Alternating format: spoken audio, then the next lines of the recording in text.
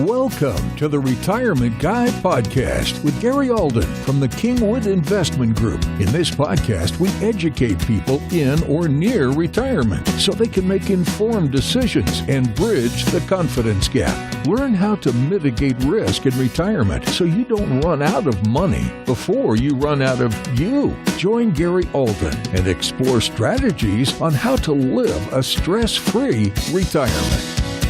Hello and welcome to the Retirement Guy with Gary Alden from Kingwood Investment Group. Today, Gary's brought in a special guest, and that is Timothy West. He is an attorney at law in Kingwood, Texas. He graduated from Brigham Young University and has been practicing law for many years in the Kingwood area. He married his college sweetheart, Margarita, and has 3 beautiful children and is a huge fan of reading the classics. Good morning, Gary and Tim. How are you? I'm just fine. Great. Thanks for having me. Hey, thanks for being here, Tim. You love the classics, right? That's what I hear. What kind of classics do you like? Well, the full range. I recently, my 10-year-old and I both read the original Alice in Wonderland Through the Looking Glass. You come to find out that the author, it was actually a boring math teacher. He was an educator, and that was the only fantasy he wrote. So when the Queen of England saw the hype on the book and asked for other books from him, she got a box of textbooks. But, really? I did not know that. Yep, all sorts. There's a lot of Russian ones. Those are pretty serious. Anna Karenina. Wow, my wife is Russian. I still can't say that. Karenik. You know the book I'm talking about. Yes. So, War and Peace, Crime and Punishment. Wow. Lots of fun ones. Well, I appreciate the trivia today. I did not know that about Alice in Wonderland. And speaking of trivia, Gary, I know you've always got trivia. And I appreciate Tim being here as a backup because Tim, he stumps me all the time. His trivia it's out there. And so I think I've gotten one right in all the podcasts we've done. Gary, you got some trivia for us today? Yes, I do, because we're going to be, Tim and I are going to go through some estate planning questions and ideas for the audience today. So I thought we might talk about some trivia about money. So I've got actually 3 questions for you. And as smart as you are, Eric, you probably know all these. But anyway, You always say. Number 1, which first lady was the very first lady to appear, or actually she was the first woman to appear on U.S. currency? Also, we have a $1 bill. We got a $2 bill. How about a $3 bill? Have we ever had a $3 bill? And then the third question is, why did the U.S. government put grooves on coins? So who was the first lady to ever be on U.S. currency? Have we ever had a $3 bill? And number 3 is, why did the U.S. government put grooves on its coins? Well, I know one of them for sure. I think I have a hint at the second one, but the first one I'm completely blank on. I have no idea which first lady would have been on any type of currency. Tim, do you have any ideas on these? Well, to be honest, I looked at these a few minutes ago, and Cheating. I had no ideas. Ideas. I did find the second page that had some answers. But Got it. Yeah, I know the third one for sure, Gary. Do you want my answer or do you want me to wait till the end? Let's just wait till the end. All right, you got it. All right, where do we start today with estate planning? Well, I think we'd start out with just kind of asking Tim, what's the current state of affairs on estate planning? Because I know when President Trump first took office, a lot of attorneys around the United States were kind of putting things on hold. And if I recall, there was some potential, or at least talk about potential, to a major changes in estate planning concerns. So, Tim, could you address that? Yes, yeah, definitely. That's right. I remember that my major estate planning seminar, when all the gurus, all the way down to the novice estate planning lawyers get together down here in the South Central area, was canceled. It was indefinitely postponed as they were waiting to see what happened the first 6 months into the Trump presidency, mostly centered around the ever big question for estate planning of, are we still going to have a break from probate tax, from death tax, which we technically do and have for many years had a very steep probate tax. It's still 40%. It's been higher in the past. Currently, most people don't have to worry about it because we have such a big credit, an exemption from that tax. It's before Trump took office, it was 5.1 million. It was rising slightly every year, and that's per person. So if you were a married couple, you had almost $11 million worth of a tax credit, a unified tax credit for your probate tax, for your death tax. And when Trump was coming in, and honestly, if anybody had been coming in, it would have been it was really up in the air if that was going to stay. There was a lot of talk about that in the presidential campaigns. It was kind of in the back and perhaps more technical than what most of the public heard about, but it was a big issue. And in hindsight, what happened probably is not unexpected, but I will say that not much changed, except the credit between a couple is now over 20 million. So the situation just looks better, honestly. More families need have no worry at this point. Now, all of this is said with the caveat that it will change the next time we have a different president or Congress set up, because this is something that the Democrats do not like. This is a wealthy person's tax. They would rather cut this credit down to $500,000 so that they could once again have more of a tax coming out of the wealthier people in the nation, especially when they're dying and passing on their money. So this is one of those things that when we do estate planning, we plan as if you have this credit. And I tell my clients, be aware of the news. It'll be huge news. You will hear it. So whether or not you're still hearing Kingwood around me, or if I'm, still doing this and available to you for it, you should hear about it. And you would go to whoever you are using or you would like to use for further estate planning, and you need to change your will. So that is something that everyone always needs to keep an ear open for, is if they hear that with a new change of the guard in Congress or White House administration, that some huge change to the credit has happened with death tax, and everyone will know about that. Yeah, it's kind of a good rule of thumb, and I think Tim would agree with me, is I tell my clients every 3, 4, 5 years, at a minimum, you should sit down with your attorney, review your wills or trusts to see if they're conforming to current law. If something has changed, you want to, make changes accordingly. Tim, kind of big picture, exactly what is estate planning for most folks? And again, we're talking here in Texas today. So if you're listening to this and you live in another state, the rules might be a little bit different in your state, but just kind of the basics. What are the basic estate planning for the normal folks? That's a great question, Gary. In general, and like you said, Texas is a little different, but the generalities are similar. Estate planning is, I like to say, it's partly administration, and it is partly controlling what happens to the money. It's really primarily those two things: ease of administration and what's going to happen to your assets, to your money, and how is it going to be effectuated. And this is where we hear all sorts of different terms. We have trusts, we have wills, pour over wills, charitable trusts. There's deeds, transfer at death, designations, things like that. And they all go to one, if not both of those points of ease of administration, or how to get your money to go where you want to go, when you want it to go. So the ease of administration aspect of estate planning, it is not just your legal documents that you have a lawyer draft. It also goes down to communicating with your family, with beneficiaries, with having some idea of what will happen when you or your spouse dies, when the surviving spouse dies. That's all part of really making this ease of administration happen. And so even though from one person to the next, the exact documents or the exact means of transferring assets will change, the overall idea of understanding what your assets are going to do and how they're going to be transferred, everyone needs to have that understanding. And that's part of what you need to do during your estate planning. That's probably the large part. And that is irregardless of document or lawyer. Hopefully everybody has a lawyer that has that talk with them and says, look, this is the documents that we're doing are going to look like this. Your house is going to go through this process.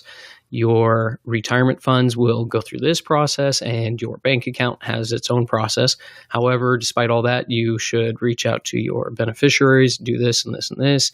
They should be aware of that, and they should know where you're keeping these documents. Also note to, the surviving spouse, when the first spouse dies, that you need to do this and this. And that's, I think, the big key, is that estate planning is not simply going online and getting a will done, at one afternoon at work or something, which that could be part of your estate planning. But if that's all you do, your executor, the one who has to follow through on this, is often going to feel like you didn't do much at all. It may not feel any different from if you had never made a will. I have a friend that first came to me with a napkin and asked if that would work in Texas. And I said, well, sure. Technically, if somebody validates your handwriting, then sure, not a big deal. But honestly, what you wrote on that napkin, the judge in Texas would have done anyhow with no will. And it's not going to make it any easier on your wife. It may even make it worse, because now she has to go get people that'll say, oh, I've seen him write on a napkin before. That's just how he writes. There you go. So, Tim, when I do my classes at the college, I always tell people that they kind of need these 4 basic documents in Texas, that they need a will, a living will, power of attorney, healthcare power of attorney. Would you comment on that? Sure. Yeah, no, that's pretty good overall advice, I'd say, as a baseline. Most people would be well served to have those things. A living will is really just another way to say trust. It's a certain type of revocable trust. And so that one would be more dependent upon the exact circumstances and how they want to control the transfer of money. That's where trust come in, is extra control on when and how someone gets money. Because a will is a piece of paper, like a deed for your house. It transfers something instantly. Ownership and everything is instantly transferred by that will. It just needs to be recognized. A living will or a trust, though, allows for some directions, and it allows for time to be worked into how things change. The healthcare directive and power of attorneys, those are also very important. And those go along with what I was saying about estate planning being administrative efficiency and communication outside of your documents. As long as you communicate clearly to whoever you've signed your financial or medical power of attorney to, maybe you're a son or a daughter or a brother or sister or someone, then those can be very useful. Oftentimes you need to communicate more than just that, oh, hey, I went ahead and I selected you as my primary power of attorney. You want to communicate to them why you did it, what you have. I know that until just recently, my mom did not know everything my dad had. He's been retired for 7 years now, and she just now finally figured out everything he had. So even though she had power of attorney for him, it wouldn't have done much good a few years ago, because she didn't even know where to go with that power of attorney. But those are very good basic documents to have, because without those, the administrative burden is much, much higher. You have to go to a judge, even though you're a spouse, unless you were a joint account holder on a bank account or something, unless you had just the right designations, you still have to go to a judge and say, please give me control over these things. You have to go probate to a larger extent. A spouse should always probate when their spouse dies. The surviving spouse should always probate, but it takes a whole lot more if you hadn't already thought about these things. If you didn't have power of attorneys, you just save yourself a lot of trouble having those basic documents you mentioned. I know, Tim, you and I have talked about this several times. Here in Houston, I constantly hear a lot of ads on the radio for attorneys are running workshops on living trust. And you kind of get the sense on listening to the ads on the radio, everybody should have a living trust. So could you comment on living trust? Yeah, definitely. That one, I went to one of those. In fact, I think you may have given me the postcard for that. I think the one that I went to. Yeah, I went to that. I wanted to see what they were saying. And the salesman, and I call him a salesman, nice guy. He was an attorney. He doesn't draft any trusts or any wills. He just does these workshops. And I will say that the idea of a living trust, Of course, it's their business line, but it gets a little exaggerated. As I mentioned, trusts differ from wills because they let you control timing and sometimes instructions on how money is to be dispersed.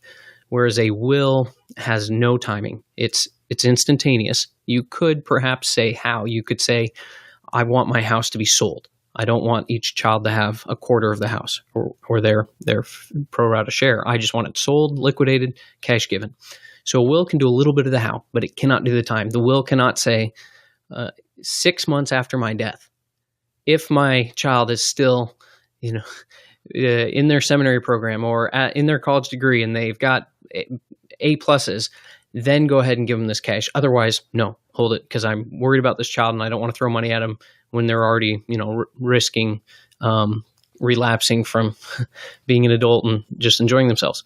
A trust lets you do that. So I had a couple that their children were different. One was, the younger one was finished with college, a lot of college. It was a 9-year degree. They're quite the professional. I believe they can call themselves a doctor in their field, and just very responsible, very hardworking. The other child, not quite so much. Had started college way back when, kind of fell out of it, and kind of been here and there for jobs, hit and miss, different relationships they were in, etc. And the parents felt that it may not be good for that child to just instantly have $500,000 or more of cash when that child had just recently started to try to work a little harder to get back into things. So they are one of my clients that I said, well, in your case, a trust, like a living trust, could be applicable because now in this case, you have a document that allows you to give directions to a trustee. So technically in a trust, the trustee owns everything, honestly. It's a very strange concept. The trust is not an entity. It's not anything. It's simply the document that describes the ownership the trustee has. So whoever is the trustee, technically, their name is written on all checks. They hold all of this property. They are somewhat the owner. They're the ones who control the property. However, they control it as a trustee. So they would, Gary Alden, trustee. That's your technical signature on a check or something. And you would even put the name of your trust. So don't make your name too long.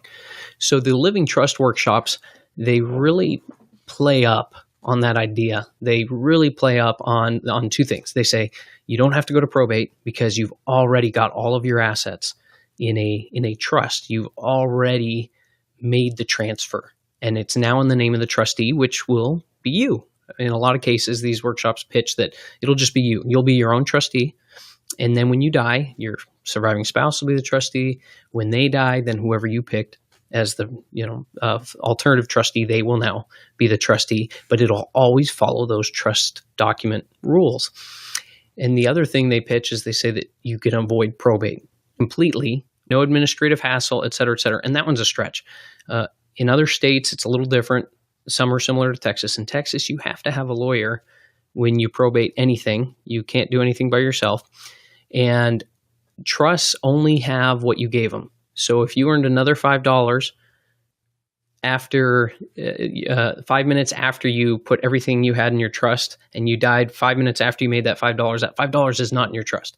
You had to at some point have put every dollar that you had into that trust. So there's always going to be something left over. So any attorney who drafts you a trust, a living will or a living trust, they're going to also draft you a will. And they call it a pour over will. And they say, oh, it's only a few pages. Not a big deal. But that is what they did to get all the extra dollars into the trust when you die. However, to do that, you have to go to the judge. You have to probate that pour over will. An attorney has to be with you. So you're still paying for, honestly, usually the same process as if you just wrote a clean will with a Texas attorney. You had the right language, same process. When I go to probate something, I sit there in line. They probably do about 40 every hour. And I would say probably 30% are trusts that are there. The attorney stands up. He says, Your Honor, I am here on behalf of the such and such trust. And the judge is looking at the documents he's already submitted. And she says, okay, great, looks fine, go ahead. And he moves on. The next guy stands up and he says, I'm here on behalf of this estate. It's just a little bit of a word change. But if cleanly done, the probate process is not that different. So that part, I don't know that I like that sales pitch too much, because I think the distinction needs to be, do you need extra control? Because a trust is a lot more administrative hassle while you're alive. It may be possibly slightly quicker and cleaner when you pass on, possibly, but it's a lot more hassle when you're alive. You have to learn to treat everything as trust property, and you're the trustee. You learn to write your checks a certain way. You're supposed to follow your own rules. You really need to. And then later when you go, it creates there's a potential for a lot of contention. Because if you have one, like in my example, if you have one of these two children, probably the younger one, who is proven to be slightly more responsible, if that child is in control of the trust and she's the trustee then when mom and dad die, and she has to do something over the course of 10 years and dole out money slowly as the other child meets certain benchmarks of performance, that's going to create some angst. It doesn't matter how much those two love each other.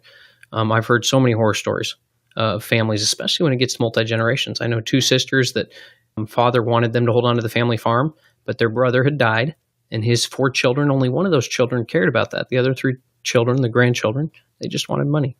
And it created a lot of bitterness. They didn't actually have family reunions just because of that. It was just one farm property. There you go.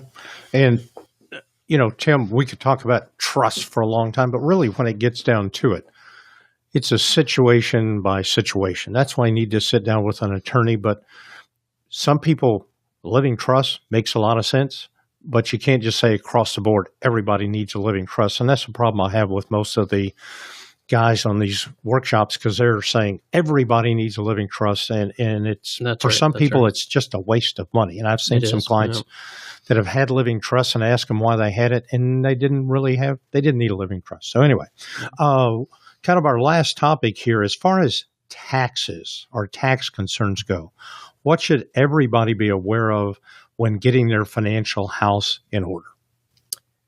So that's a really good one, especially today with our worry about taxes going up and down. If something does happen in White House and Congress, there's a very good chance that taxes can only go up because they've hit historical lows. And this is one, I think, Gary, that you know as well, if not better than I do, for certain things, because I know this is something that you talk to all your clients about.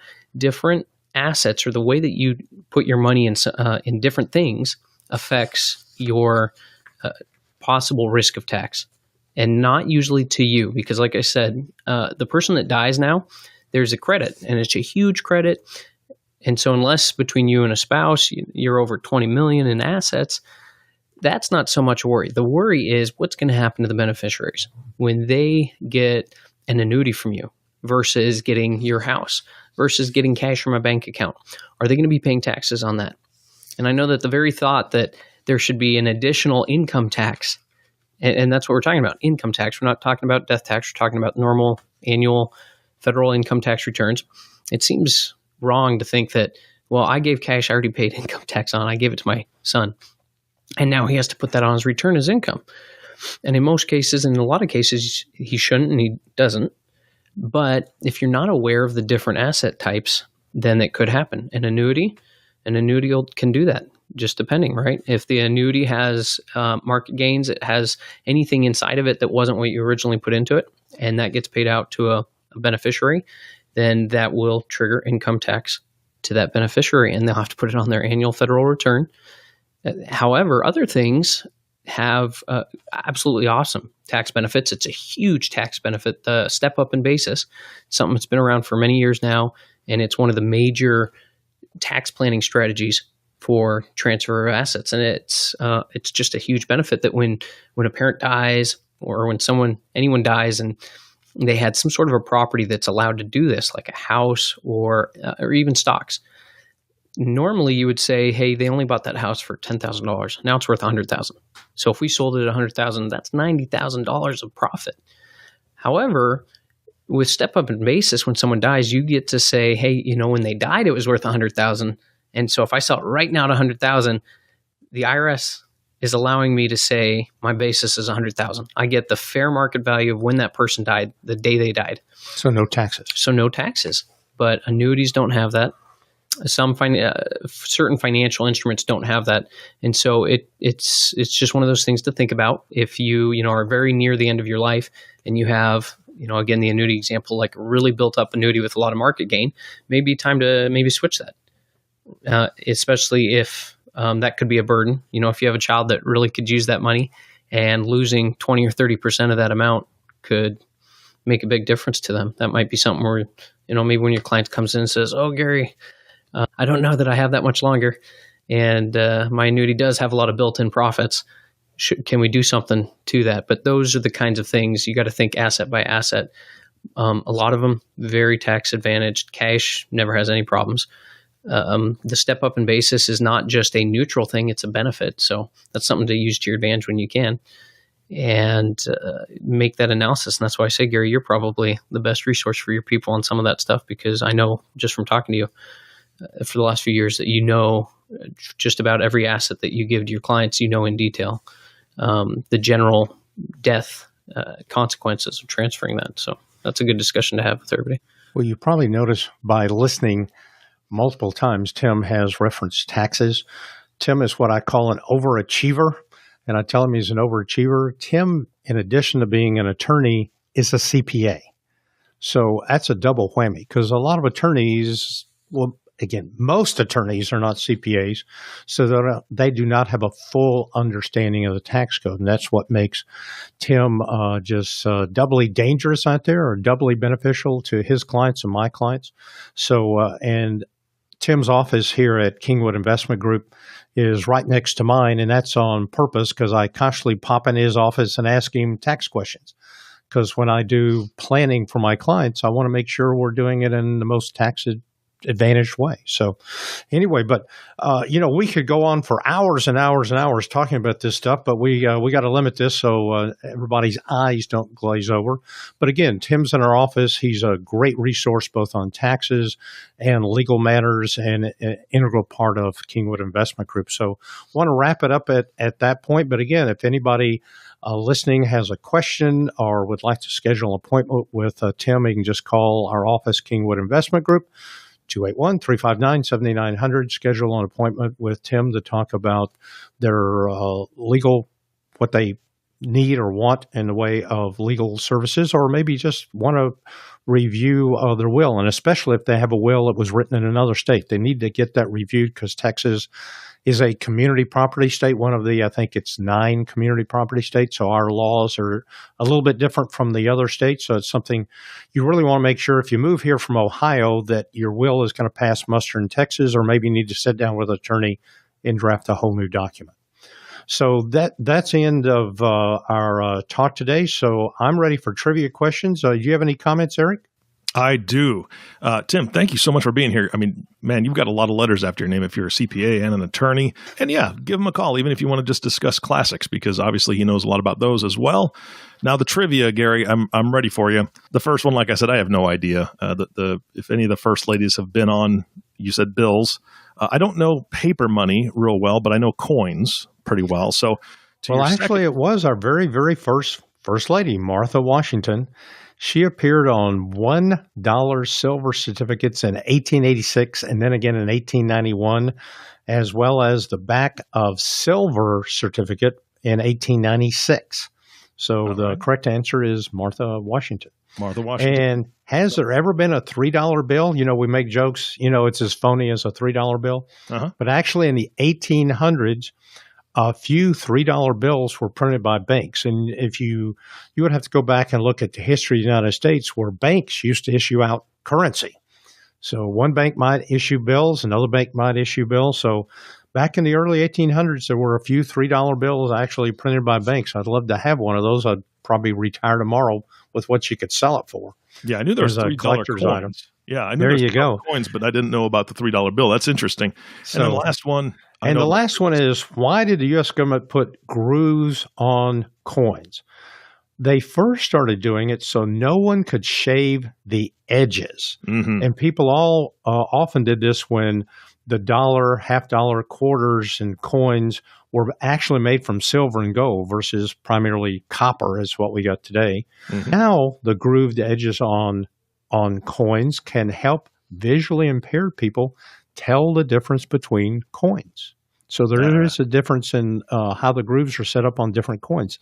And I did not know that till I Googled financial trivia today.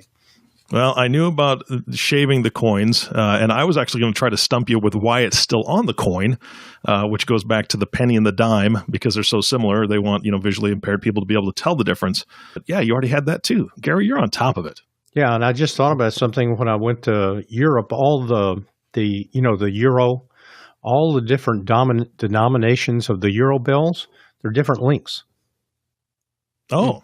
I didn't know that. And that helps visually impaired or, a blind person tell the difference between bills. Well, that's fantastic. All right. Well, thank you for that great information today. And Tim, thank you for being a great guest. Again, if anybody has questions, can you give that phone number one more time, Gary? It is 281-359-7900. 281-359-7900. All right. And thank you all for listening to the Retirement Guy podcast with Gary Alden. If you have not subscribed to the podcast yet, please click the subscribe now button below. This way, when Gary comes out with a new podcast, it'll show up directly on your listening device. This makes it much easier to share these podcasts with your friends and family. Again, thanks so much for listening today. For everyone at Kingwood Investment Group, this is Eric Johnson reminding you to live your best day every day. And we'll see you next time. Thank you for listening to the Retirement Guy podcast. Click the subscription button below to be notified when new episodes become available. The information covered and posted represents the views and opinions of the guest and does not necessarily represent the views or opinions of Kingwood Investment Group. The content has been made available for information and education purposes only. The content is not intended to be a substitute for professional investing advice. Always seek the advice of your financial advisor or other qualified financial service provider with any questions that you may have regarding your investment planning. Kingwood Investment Group is independent of Next Financial Group, Inc. Securities and investment advisory services offered through Next Financial Group, Inc., member FINRA/SIPC.